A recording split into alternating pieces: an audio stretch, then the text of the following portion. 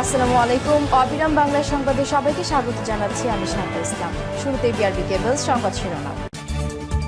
জানিয়ে দেব হাতে পাওয়া সর্বশেষ গুরুত্বপূর্ণ আন্তর্জাতিক সংবাদ। প্রথমে জানিয়ে দেব গাজা বিশ্বের শিশুদের সবচেয়ে বড় এতিমখানা ও কবরস্থান। গাজা বিশ্বের শিশুদের সবচেয়ে বড় এতিমখানা ও কবরস্থান বলে মন্তব্য করেছেন তুরস্কের ফার্স্ট লেডি আমেনা এরদোগান।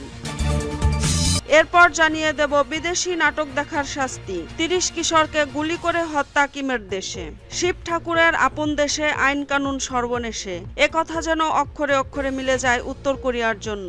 নৃশংসতা নিষ্ঠুর আইন কানুনের জন্য মাঝে মধ্যেই সংবাদ শিরোনামে উঠে আসে কিম জং উনের দেশ। এখন জানিয়ে দেব পাকিস্তানে নিষিদ্ধ হতে যাচ্ছে ইমরান খানের পিটিআই। পাকিস্তানের সাবেক প্রধানমন্ত্রী ইমরান খানের দল পাকিস্তান তেহরিক ই ইনসাফকে নিষিদ্ধ করার সিদ্ধান্ত নিয়েছে দেশটির সরকার। আরও জানিয়ে দেব ট্রাম্প বললেন, আমি মারাও যেতে পারতাম। সাবেক মার্কিন প্রেসিডেন্ট ডোনাল্ড ট্রাম্প বলেছেন তার মরে যাওয়ার কথা ছিল। হত্যা চেষ্টা থেকে বেঁচে যাওয়ার পর তিনি রক্ষণশীল সংবাদ মাধ্যম নিউ ইয়র্ক পোস্টকে দেওয়া এক সাক্ষাৎকারে একথা বলেন। এবং সর্বশেষ জানিয়ে দেব বিচারক আপনাকে অবশ্যই আল্লাহর কাছে জবাবদিহি করতে হবে বললেন ইমরান খান। পাকিস্তান পিটিআই প্রতিষ্ঠাতা ও সাবেক প্রধানমন্ত্রী ইমরান খান রোববার তোষাখানা মামলার শুনানিকালে জাতীয় জবাবদিহি ব্যুরোর চেয়ারম্যানের কঠোর সমালোচনা করেছেন। এতক্ষণে শুনছিলেন সংবাদ শিরোনাম, এবার থাকছে বিস্তারিত। প্রিয় দর্শক, যদি চ্যানেলটিতে নতুন হয়ে থাকেন তাহলে প্লিজ চ্যানেলটি সাবস্ক্রাইব করে সঙ্গেই থাকুন।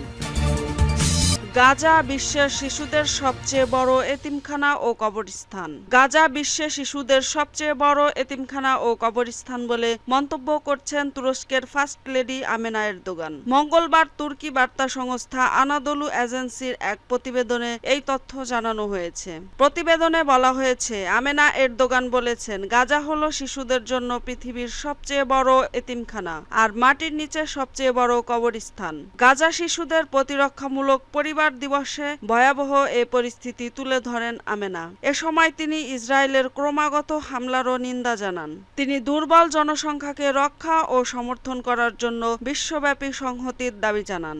আমেনা এরদোগান বলেন, গাজায় অন্তত 17,000 শিশু আজ পরিবার ছাড়া। তাদের যাওয়ার কোনো নিরাপদ আশ্রয় নেই। আজ বিশ্বের বিভিন্ন স্থানে তারা ভয়াবহ পরিস্থিতির মধ্য দিয়ে যাচ্ছে। বেঁচে থাকার জন্য এই ছোট বয়সেই তাদের সংগ্রাম করতে হচ্ছে। তিনি পরিস্থিতির তীব্রতার রূপরেখা তুলে ধরে বলেন, 4,000 শিশু এখনো ধ্বংসস্তূপের নিচে আটকা পড়ে আছে। অনেকে এখনো নিখোঁজ রয়েছে বলেও ধারণা করা হচ্ছে। আমেনা এরদোগান বলেন, ফিলিস্তিনি শিশুরা ইসরায়েলের নৃশংসতার শিকার হয়েছে। তাদের এই নৃশংসতাকে কোনো বিবেকবান মানুষ ন্যায্যতা দিতে পারে না। উল্লেখ্য, স্থানীয় স্বাস্থ্য কর্তৃপক্ষের মতে গত 7 অক্টোবর তেল আবিব ফিলিস্তিনি প্রতিরোধ আন্দোলন হামাসের বিরুদ্ধে যুদ্ধ শুরু করার পর থেকে গাজায় কমপক্ষে 37,900 ফিলিস্তিনি নিহত হয়েছে। তাদের বেশিরভাগই নারী ও শিশু। বিদেশি নাটক দেখার শাস্তি। 30 কিশোরকে গুলি করে হত্যা কিমের দেশে। শিব ঠাকুরের আপন দেশে আইন কানুন সর্বনেশে, একথা যেন অক্ষরে অক্ষরে মিলে যায় উত্তর কোরিয়ার জন্য। নৃশংসতা নিষ্ঠুর আইন কানুনের জন্য মাঝে মধ্যেই সংবাদ শিরোনামে উঠে আসে কিম জং উনের দেশ। এবার ভয়াবহতা ছাপিয়ে গেল সবকিছুকে। বিদেশি নাটক দেখার অপরাধে প্রকাশ্যে গুলি করে হত্যা করা হলো 30 জন কিশোরকে। ঘটনার কথা প্রকাশ্যে আসার পর শিউরে উঠেছে গোটা বিশ্ব। দক্ষিণ কোরিয়ার একাধিক সংবাদ মাধ্যমের তরফে দাবি করা হয়েছে, নিয়ম কানুনের ব্যাপক কড়াকড়ির জেরে বহির্বিশ্ব থেকে পুরোপুরি বিচ্ছিন্ন উত্তর কোরিয়া। তবে নিয়মের ফাঁক গলে প্রতিবেশী দক্ষিণ কোরিয়া থেকে মাঝে মধ্যেই উত্তর কোরিয়াতে পাচার হয় নানা ধরনের বিদেশি ভিডিও। তেমনি বিদেশি নাটকের ভিডিও দেখতে গিয়ে ধরা পড়েছিল ওই 30 জন কিশোর। একনায়ক কিমের বিচারে মৃত্যুদণ্ডের শাস্তি দেওয়া হয় 30 জনকে। এরপরই প্রকাশ্যে গুলি করে হত্যা করা হয় তাদের। এ প্রসঙ্গে দক্ষিণ কোরিয়ার এক কর্মকর্তা এই নৃশংসতার কথা তুলে ধরে জানান, উত্তর কোরিয়াতে এমন 3টি আইন রয়েছে যাকে কালো আইন হিসেবে দেখা হয়। এর মধ্যে অন্যতম হলো উত্তর কোরিয়ার সংস্কৃতিকে বাঁচিয়ে রাখতে নিয়মের বেড়াজাল। কোনোভাবে নিয়ম ভাঙলে ভয়ঙ্কর শাস্তি দেওয়া হয় অপরাধীকে। উল্লেখ্য, পোশাক থেকে শুরু করে চুলের ছাট সবকিছুতেই অদ্ভুত সব নিয়ম কানুনের জন্য প্রায় সংবাদ শিরোনামে উঠে আসেন উত্তর কোরিয়ার একনায়ক কিম জং উন। গত বছর দেশের তরুণদের উদ্দেশ্যে তিনি নির্দেশিকা জারি করেছেন, শ্রদ্ধেয় বাবা বলে ডাকতে হবে তাকে। বিদঘুটে সব আইন কানুনে বিন্দুমাত্র নড়চড় হলেই সেখানে জনগণের উপর নেমে আসে শাস্তির খাড়া। সেই শাস্তি যে কত ভয়াবহ হতে পারে ফের সেটাই দেখালো একনায়ক কিম। পাকিস্তানে নিষিদ্ধ হতে যাচ্ছে ইমরান খানের পিটিআই। পাকিস্তানের সাবেক প্রধানমন্ত্রী ইমরান খানের দল পাকিস্তান তেহরিক-ই-ইনসাফকে নিষিদ্ধ করার সিদ্ধান্ত নিয়েছেন দেশটির সরকার। শেহবাজ সরকার পিটিআইয়ের বিরুদ্ধে রাষ্ট্রদ্রোহী কার্যক্রমের অভিযোগ এনে এ সিদ্ধান্ত নিয়েছে। পাকিস্তান সরকারের তথ্যমন্ত্রী আতাউল্লাহ তারার জানান, পিটিআইকে নিষিদ্ধ করার সিদ্ধান্ত নিয়েছেন তারা। একই সঙ্গে ইমরান খান ও সাবেক প্রেসিডেন্ট আরিফ আলভির বিরুদ্ধে রাষ্ট্রদ্রোহের মামলাও করা হবে। সংবাদ সম্মেলনে আতাউল্লাহ বলেন, কেন্দ্রীয় সরকার পিটিআইকে নিষিদ্ধ করার জন্য একটি পিটিশন দায়ের করতে সুপ্রিম কোর্টে যাবে। দলটির বিরুদ্ধে বিশ্বাসযোগ্য প্রমাণের আলোকে এই সিদ্ধান্ত নেওয়া হয়েছে বলে জানান তিনি। এর আগে চলতি বছরের ফেব্রুয়ারিতে পাকিস্তানের জাতীয় নির্বাচন অনুষ্ঠিত হওয়ার আগে পিটিআই এর নতুন কার্যনির্বাহী কমিটিকে স্বীকৃতি দেয়নি দেশটির নির্বাচন কমিশন। এমনকি নির্বাচনে পিটিআই এর প্রার্থীদের দলটির প্রতি ক্রিকেট ব্যাট ব্যবহার করতেও দেওয়া হয়নি। আমি মারাও যেতে পারতাম, বললেন ট্রাম্প। সাবেক মার্কিন প্রেসিডেন্ট ডোনাল্ড ট্রাম্প বলেছেন, তার মরে যাওয়ার কথা ছিল। হত্যাচেষ্টা থেকে বেঁচে যাওয়ার পর গতকাল মার্কিন রক্ষণশীল সংবাদ মাধ্যম নিউ ইয়র্ক পোস্টকে দেওয়া এক সাক্ষাৎকারে ট্রাম্প একথা বলেন। ট্রাম্পকে লক্ষ্য করে গুলি ছুড়ছিলেন টমাস ম্যাথিউ ক্রুকস নামের ২০ বছর বয়সী এক তরুণ। তিনি রিপাবলিকান পার্টির নিবন্ধিত ভোটার ছিলেন। আইন শৃঙ্খলা রক্ষাকারী বাহিনীর গুলিতে তিনি নিহত হন।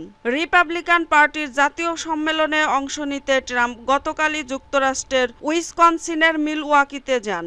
মিলওয়াকিতে ১৫ থেকে ১৮ জুলাই রিপাবলিকান পার্টির জাতীয় সম্মেলন হবে। এ সম্মেলনে ট্রাম্পকে আনুষ্ঠানিকভাবে মার্কিন প্রেসিডেন্ট নির্বাচনে রিপাবলিকান পার্টির প্রার্থী হিসেবে ঘোষণা করা হবে। মিলওয়াকিতে যাওয়ার পথে নিজের উড়োজাহাজে বসে ট্রাম্প নিউ ইয়র্ক পোস্টকে সাক্ষাৎকার দেন। সাক্ষাৎকারে ট্রাম্প বলেন, আমার এখানে থাকার কথা নয়, আমি মারাও যেতে পারতাম।